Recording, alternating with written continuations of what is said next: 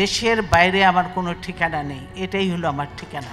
এই দেশ, এই দেশের মাটি, মানুষই আমার সবকিছু, কাজে আমি দেশের বাইরে যাব না। জাতীয়তাবাদী দলের চেয়ারপারসন ও সাবেক প্রধানমন্ত্রী বেগম খালেদা জিয়া আর নেই। আজ সকাল ৬টায় রাজধানীর এভারকেয়ার হাসপাতালে চিকিৎসাধীন অবস্থায় তিনি শেষ নিঃশ্বাস ত্যাগ করেন। মৃত্যুকালে তার বয়স হয়েছিল ৭৯ বছর। দীর্ঘদিন ধরে লিভার সিরোসিস, ডায়াবেটিস ও হৃদরোগ সহ বার্ধক্যজনিত নানা জটিলতায় ভুগছিলেন এই সাবেক প্রধানমন্ত্রী। গত ২৩ নভেম্বর শারীরিক অবস্থার অবনতি হলে তাকে রাজধানীর এভারকেয়ার হাসপাতালে ভর্তি করা হয়। সেখানে টানা ১ মাস চিকিৎসার পর আজ সকালে না ফেরার দেশে পাড়ি জমান তিনি। ১৯৮২ সালের ৩ জানুয়ারি রাজনীতিতে যোগ দেওয়ার পর থেকেই গণতন্ত্র পুনরুদ্ধারের আন্দোলনে খালেদা জিয়া ভূমিকা ছিল আপসহীন। রাজনৈতিক জীবনে তাকে অন্তত ৫ বার কারাবরণ করতে হয়েছিল। দৃঢ় বন্ধনের আস্থায় শক্তিশালী স্টিলের আরেকটি নাম জেডএসআরএম।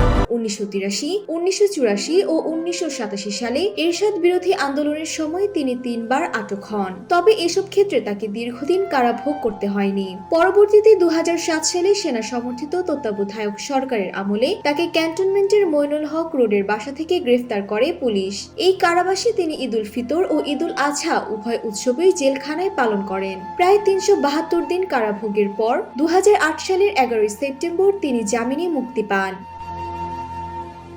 ২০১৮ সালে আওয়ামী লীগ সরকারের সময় তাকে দীর্ঘদিন কারাবন্দী থাকতে হয়। ২০১৮ সালের ৮ ফেব্রুয়ারি দুর্নীতির মামলায় সাজাপ্রাপ্ত হয়ে তিনি নাজিমউদ্দিন রোডের পুরনো কেন্দ্রীয় কারাগারে যান। পরবর্তী সময়ে ২০২২ সালে শর্ত সাপেক্ষে মুক্তি পেলেও ২৪ জুলাই বিপ্লবের পর রাষ্ট্রপতি নির্বাহী আদেশে তিনি পূর্ণাঙ্গ মুক্তি ও সব মামলা থেকে খালাস পান।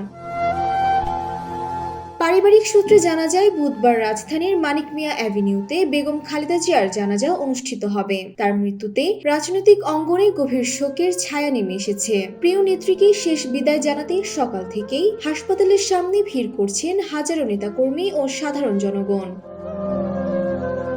ডেস্ক রিপোর্ট, জয় জয় দিন।